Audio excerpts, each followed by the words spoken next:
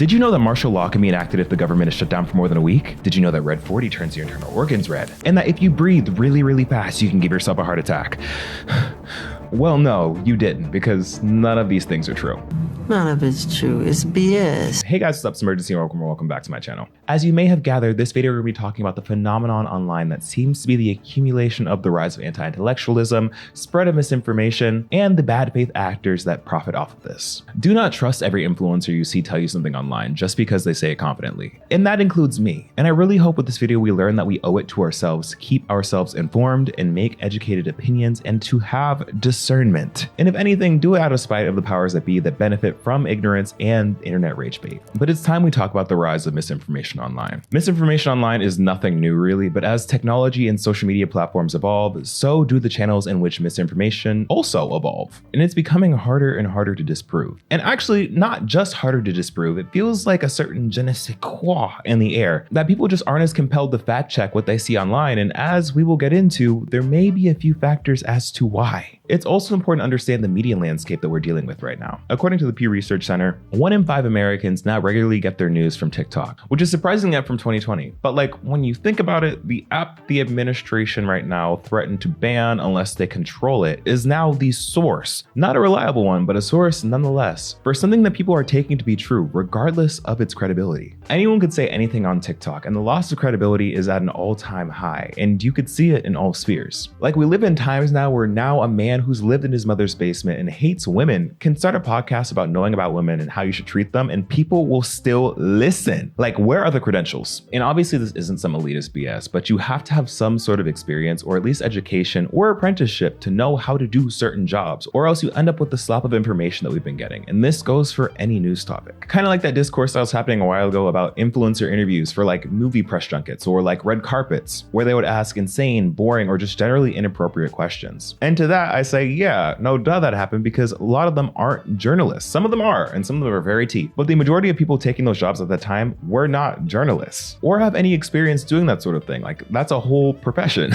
And it just feels like a few things are happening right now that definitely inform each other. For one, namely the public court of TikTok opinion, the whole making of a spectacle. Public opinion has been a thing. I mean, just think of the tabloids back in the day. But now what we have is a whole slew of opinions readily accessible right in the palm of our hands. And no shade, usually these opinions are a little lackluster in the nuance department. And then we have that combo with the fact of just general lax fact checking coming both from the individual and large scale social media companies. I mean, sure, when people want to doom scroll and or brain rot, I guess you won't pull out the academia in you and look up every single thing you see. But when it comes to fact-based information, I wouldn't take what we see online, specifically on TikTok and Instagram, too seriously, because these platforms are seriously biased, skewed, and as we've seen time and time again, rage bait is really the currency to farm engagement, which of course, in turn creates profitability regardless of how factual the information actually is, or as ridiculous as it is, which is why the onus is on us as the viewer to really have this due diligence, or really consider how seriously we take the things we may see online. And of course, we can't have this conversation without also talking about how creators must take accountability before posting. Like asking yourself, is what you're posting actually insight or just adding more gasoline to the untamable fire? And like, I get it, especially if this is your livelihood. I understand why we creators engagement bait, but also like we can have standards for what we create. We don't have to give in to the gossip talk of it all, the Mr. Beastification, if you will, of content creation. Or at least I hope. Now for the companies out there, I'm sure you thought you got away from this, but you most definitely did not. Miley, what's good? Miley, what's good? These companies are profiting heavily off of our engagement and our attention. So obviously they don't care as much as long as there's watch time, views, likes, comments, etc. Our attention staying online is all that matters. So morality or public responsibility are clearly nowhere in sight. And we've previously seen this when platforms like Twitter or Meta gave us and then promptly removed fact checkers as well as flagging content as bias. Yeah, pointing out their own carelessness with what content gets propagated and by who? Like having Trump's account always get flagged for misinformation probably wasn't the best look for them. But all of that was definitely shooting themselves in the foot. So like notice how those things just don't exist anymore, or at least not in the same way as they were initially intended. Right. What I mean to say is that all of this is to their benefit, that people spread fear mongering, misinformation, and rage bait, especially when our administration fits that demographic of spreading that kind of content. And now I know y'all hate to hear me coming around with my inconvenient spiel, so I'll keep it short for this one. At the end of the day, the night, if you will, it takes time time and effort to have a well-informed opinion, and it's convenient to believe that the creators that you come across in your manicured, tailored algorithm will automatically give you that, because it really would be tiring to have to do your research on everything, especially with as much as we got going on in the world. But also at the same time, we do have to not have as punitive of an opinion on everything as we do, which we're going to touch on shortly. Now, as I've alluded to, a large part of this is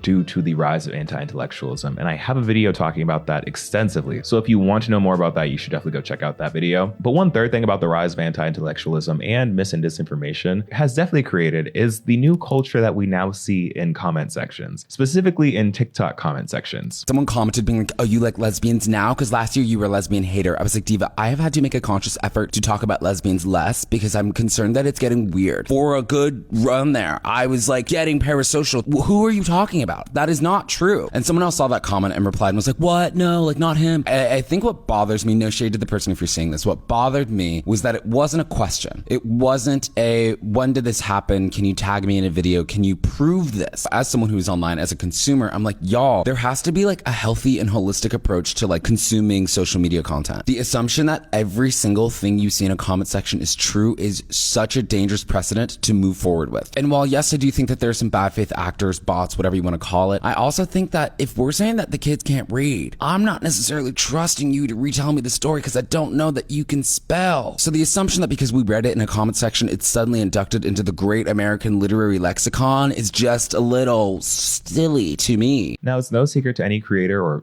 really just anyone with eyes, that the comment sections are notoriously one hell of a place. A place where everyone has a strong or sometimes funny opinion, and it doesn't really matter if you know what you're talking about or not. Like, I don't know why, but like if you read comments, you cannot take them at face value because these people oftentimes are liars. Like specifically these people online, like you are lying unprovoked for what? Like obviously this isn't the case 100% of the time, but like why is it still a good portion of the comments? Like really, what happened to if you don't have anything nice to say, then don't say it at all. And I really do think the whole slander and misinformation in comment section has evolved with what I like to call the blue comment effect on TikTok. Meaning if you've ever been on TikTok, you know, like if someone comments a word that is highly searched, the comment turns blue and becomes essentially searchable, and oftentimes leads you down a rabbit hole of a lot of other videos talking about the similar topic. But what's happened, at least culturally online, is that when you now see a blue comment, people are now assuming that whatever that is must be true, or at least an actual thing, even when there's nothing relevant that actually comes up when you click on that blue comment. Like literally 80% of the time I see this, the blue comment adds nothing new or has any corresponding TikToks. Or even scarier, it's one of those AI news videos, which yeah, I'm not believing that if it's the only piece of media referring to whatever topic. And while we're talking about TikTok mis and disinformation, have y'all ever tried clicking any of the trending topics when you search something on TikTok? Like it's about 50-50 whether or not you're gonna get something actually relevant to the content attached to it. Either that or the trending topic happened 3 months ago.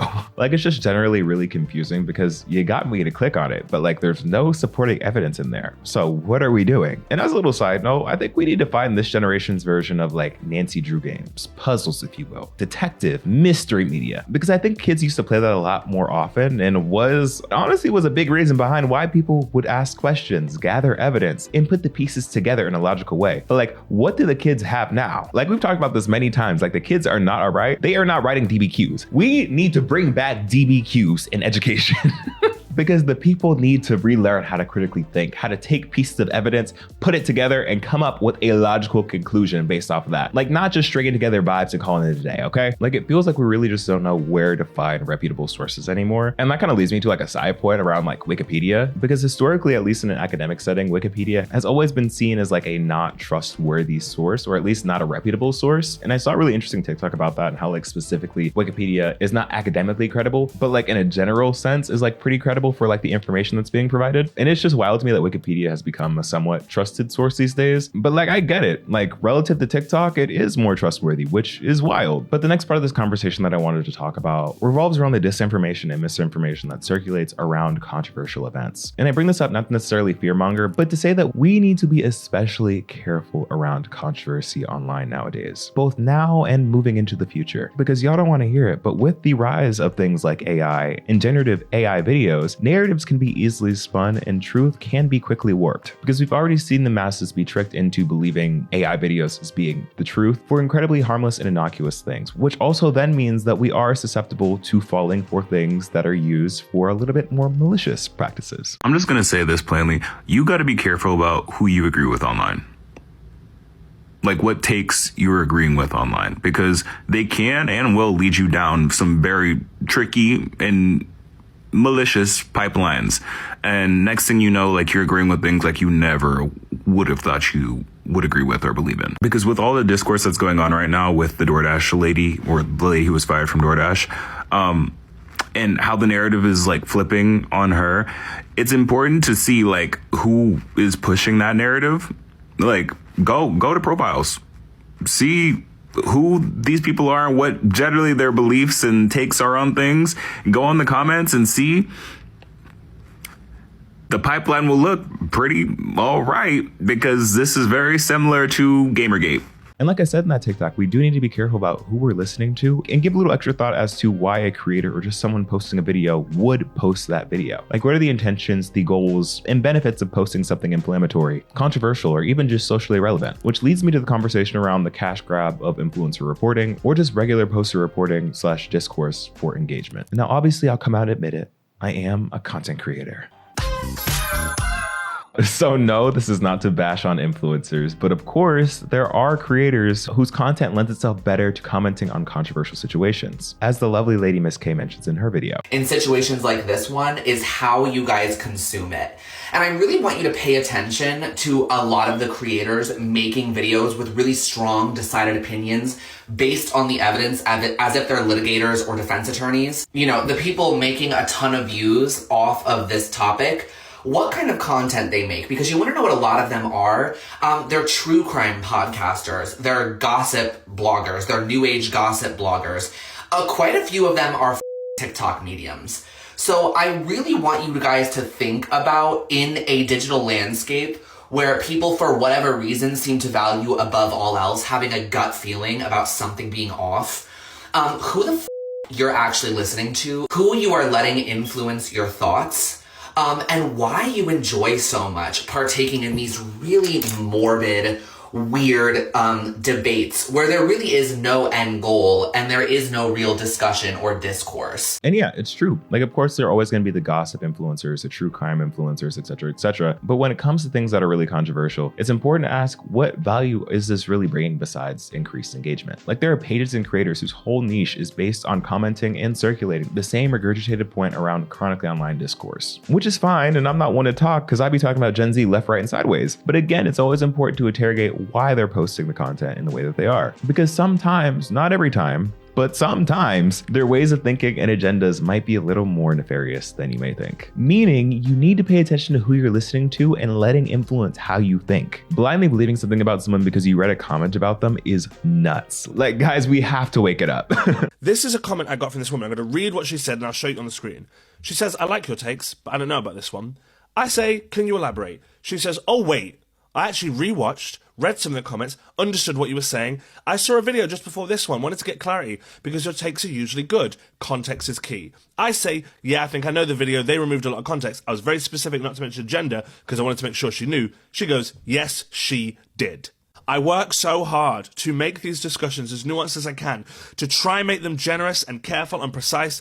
I don't always get it right. I don't, and I know that, and I probably could have chosen better words for the linguistics one I did the other day, quite ironically. But if you're going to take my words, if you're going to rip them apart and add to them and feed them back into the algorithm with no context, just know that not only are you misrepresenting me, you're a liar. You're a liar and a bad person. You're a bad person.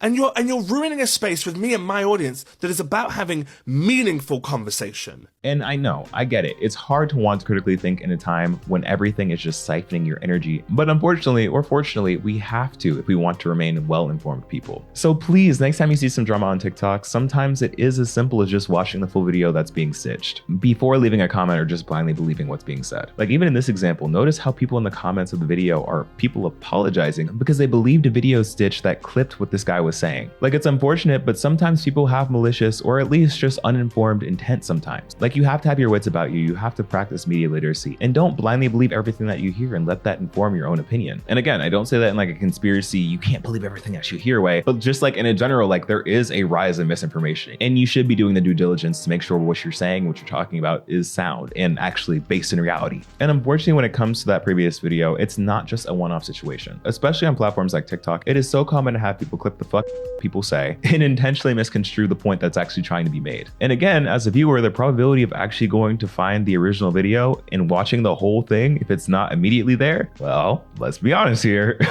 And that brings me to the whole, oh, I knew they were off ever since they did this being one thing that never actually happened. So I just had to unfollow, still actively following and engaging with all the content. Like, this whole phenomenon just really does me in, because like, this is the final boss of comment misinformation. Because beyond the whole cash grab, the AdSense, the creator fund of it all, this is just the grift. Like, we're having times now where influencers and content creators are intentionally foregoing their responsibility as storytellers to ensure what they're saying is substantiated and true. Like, we gotta bring back citing your sources. Y'all worried about media literacy. You need to be worried about how you on the internet with people who have never done DBQs before. There are motherfuckers on the internet who don't know what a DBQ is, a document-based question. Like, these motherfuckers don't even know. They also don't know what a primary source, secondary, or tertiary source is, and they don't know how to choose in between. They don't know which one is which. They also cannot tell you what a credible source is or what makes a source credible. They have never made an annotated bibliography a day in their freaking life. Media literacy. These niggas aren't literate. Like, I don't know what to say. Like, you niggas the media. These niggas can't read an article and figure out if the source is credible or not, or where did it come from. They are not literate. Like, they're not literate. Like, aside from the cash grab from the attention and engagement, as if money wasn't enough of a factor, what else do these creators or just people who are posting online gain from creating? Well, again, a lot of y'all don't like me saying this, but a lot of this content, especially the more grifty content, is skewed, whether intentionally or not, to funnel people down different pipelines, and usually oftentimes the alt-right one. Like, for example, let's start with something fairly recent. We're talking about the DoorDash situation and its similarities to things like Gamergate. All right, quick rundown, and again, do your own due diligence here because I'm not getting into the weeds of it, but the DoorDash situation that was recently in the zeitgeist and of course sparked a lot of discourse basically started off when a woman went to drop off a DoorDash order and the man who ordered said DoorDash order had his door open. And of course the discourse around this is to what degree the door was open, where he was laying partially naked inside. And the woman who recorded this made a whole video on TikTok about this experience, saying that she was essayed. And in response, DoorDash deactivated her account because it violated their terms to share private customer information. And as a result of this, the internet erupted into arguments about the intentions of the man, the ethics of her recording him in his home, and the semantics of her using the term SA over things like SH or whatever. Like, regardless, a horrific experience nonetheless. And at least for me with that situation, it was wild seeing people be like, yeah, he shouldn't have flashed or committed indecent exposure when he himself ordered a person to drop off food at his door, but she shouldn't have taken it to the internet and that's her fault and they are both equally at fault. Like, I don't understand how those two things are the same thing. Like, again, I'm not getting into the weeds, but I think that like he definitely should not have done that knowing that he ordered food, but like her coming online and sharing her experience deserve the same level of punitive judgment, and that makes it both their fault. I don't know. Anyways, like, we all know how convoluted the DoorDash situation got and every opinion and hateful remark that has already been made on it already. But for this and a lot of other things, we do got to think a lot bigger than the program, guys. Like, for example, why did the public opinion immediately turn on a woman over semantics? Like, I've also seen people in the comments be like, he has a criminal record and she has a criminal record, or she opened the door. Like, things that are just like not in the video or accessible information, and it's not under just one video. It's different people under multiple videos. Like, where did y'all get this information from? And the reason I bring this up at all is because it reminds me a bit of the 2014 Gamergate situation, which was an online harassment movement to dissuade women and diversity in the gamer world, mostly targeting actors, journalists, game developers, women, and BIPOC who were in the positions of creation in the field. During this era, there was insane online harassment for merely existing in the space. These people got doxxed, death threats, and just severe online bullying, where to this day, if you look up some of the victims, some subreddits still try to be like, oh yeah, she's a bitch. So like, that level of hate's deserved, right? Which I think is just people trying to justify their actions. And it's hard to believe most of what was read because a lot of it is skewed, especially when the majority of people that were impacted by Gamergate did nothing except want to be in gaming spaces. And obviously in this case, this is incel behavior, and their reaction to someone other than themselves being in this space created, or at least contributed to, the alt-right pipeline. Crying the forced diversity of the new trilogy. Almost 40 years, we've taken one kind of person and made them the center of the world and catered to their every single whim and not really represented other people. So as we're having, societal change where we're showing other kinds of people as the heroes, there are a lot of people that generally, they feel like something has been stolen from them. They directed their anger at Kelly Marie Tran, the first woman of color to hold a major on-screen role in the Star Wars franchise. A lot of fans who kind of had racist and sexist inclinations were able to band together and drive her off social media platforms. And these two moments have a very similar vibe to them because it's the wave of people spreading hateful rhetoric about women and essentially rage baiting the public into thinking that these women committed a horrific catastrophe. The theme here being that the punishment is not fitting the crime, even in some of the cases where a crime was not committed at all. These situations really show that people do not care to find out real information. They just want a reason to hate women and people of color, so they're gonna do it. And that sort of leads me down the pipeline around the trickiness of TikTok and other social media platforms and accidentally agreeing with someone who wants your existence eradicated. Now, what I mean by this, and I'll go back to the DoorDash situation for this, is there are mass amounts of people reposting and agreeing with takes on the situation for people who had a long history of spouting either incorrect or just generally offensive takes, or just generally believing in things completely in contrast with most viewers' values. Like again, you also have to do your due diligence when you agree with a take, because sorry to tell you, that take could just be a dog whistle to get you to agree with more progressively sinister takes. And for this, I'm not saying that you can never agree with people with different values or views than you, but if the person you're now suddenly agreeing with has a long history of making problematic or bad takes, then it stands to reason that more than likely their take on the situation that you agree with also has a problematic skew. Like they could technically be in alignment with your opinion, but for the wrong reasons. Like for example, going back to that viral Mehdi Hassan Jubilee video that we covered a while ago, where there were literal white nationalists and alt-right people agreeing that Palestine should be free, but like not because they actually cared about the lives of Palestinian people, they just don't believe that Jewish people should exist at all, because they're so into white superiority, white Christianity, so essentially just straight up anti-Semitic. So yeah, technically you're both fighting for the same thing, wanting a free Palestine, but like the reasonings behind why you want a free Palestine are completely different and lead to completely different outcome, which again, I can't believe I have to know, but also like supporting a free Palestine is not inherently anti-Semitic. I just want to put that out there. But again, this is all to say, be careful who you're listening to and who you're agreeing with. And it's annoying and inconvenient, but important that you do that due diligence. And I know at this point you may be asking, Rumi, what don't we have to look out for online? And truly, I wish I could tell you that that's it. Just watch out for the grifters, watch out for the misleading comments, the misleading stitches, but I fear there is another thing. And that has to do with the sheer amount of inauthentic content online, meaning the bots in comment sections, spouting the same rhetoric over and over to try and sway public opinion. And this is actually a more modern and malicious tool called astroturfing. Like, I don't know if you saw the new Superman movie where they had like the bunch of monkeys that were just typing hate comments over and over again to make people think that the public sentiment was that everyone hates Superman. But like, that's actually real. That actually happens. Maybe not like the monkeys part, but the whole point of astroturfing is to make discourse around anything seem like the majority opinion is swaying a certain way or not, which is a form of disinformation. Like most of the comments, if you go to different comment sections about similar discourse, will read the exact same, and the accounts don't seem to be actual people, which really makes you wonder, like, if the internet right now is filled with fake influencers, fake video receipts, fake comments, and fake engagement, like how much of the internet is actually real anymore? The dead internet theory is a speculative theory that claims that most of what we see on the internet, social media posts, articles, comments, isn't coming from real humans, but is actually coming from bots and AI systems. Originally, when the theory was invented in like 2021, it was referring to bots in systems of engagement on the internet. So think like likes, comments, reposts, kind of like a ghost audience faking virality. But now, with AI, the scope of the dead internet theory has now expanded to include not just the engagement being fake, but the actual content itself. Last week, we saw the release of Sora 2, the most realistic, lifelike AI video generator yet, with deepfakes literally built in as a feature.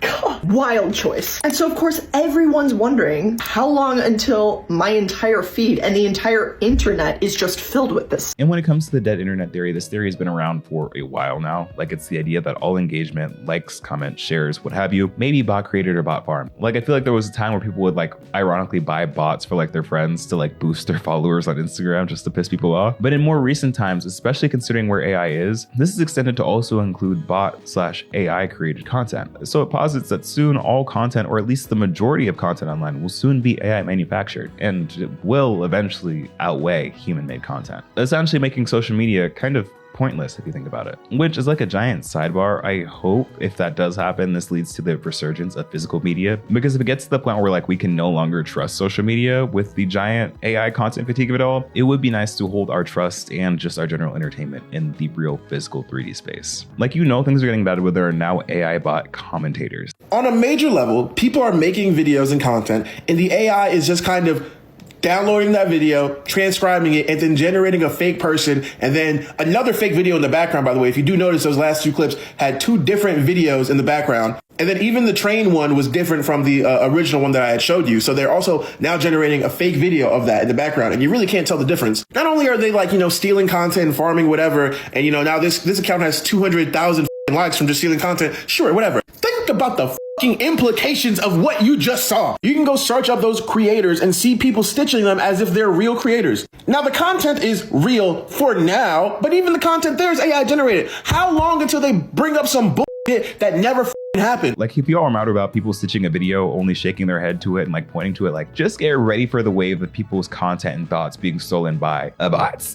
According to this Futurism article, a little over 50% of articles online are AI created, which they are framing as a positive because that percentage is plateauing and hopefully it stays like that. But like, that's still half of the internet articles just being AI slop. Like, that's just not...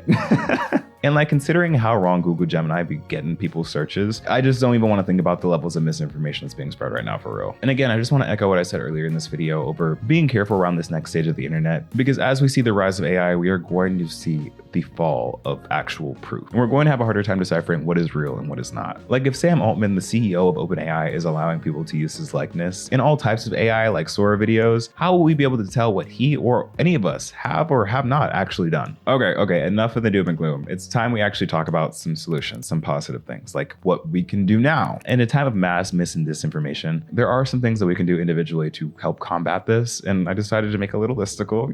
We all love a little top 5, don't we? Ugh. So here are 5 ways to use discernment and critical thinking. And of course, while the system is quite obviously flawed and there are powers greater than individuals behind these forces, we can use our attention and our due diligence as a consumer or as a creator of content to avoid spreading misinformation, fear mongering, and just general hateful, chronically online behavior. Okay, with that said, are you ready for the top 5? Okay, starting off, number 1, do not take content at face value, especially if it's shaping your opinion on something. Like, if you don't care about the topic, that's fine, whatever. But like, if you repost or share a video, watch for 1, the full video, and 2, the full video of whatever is being stitched or talked about. Get the context and don't just listen to one side. Number 2, we have to remember that we're neither a judge or the jury, but we sure all want to act like we're going to be the executioner. Like, there is some discourse that we just don't need to participate in, for real. And it's important to remember that for some things we can just log off. Number 3. Now, I know y'all aren't gonna like number 3, but number 3, check your sources. Even if it's something as simple as clicking the blue comment on TikTok to see if people are actually talking about something or if there is some real validity to whatever the blue comment is highlighting. And if something you're finding in that just really isn't sitting right with your spirit,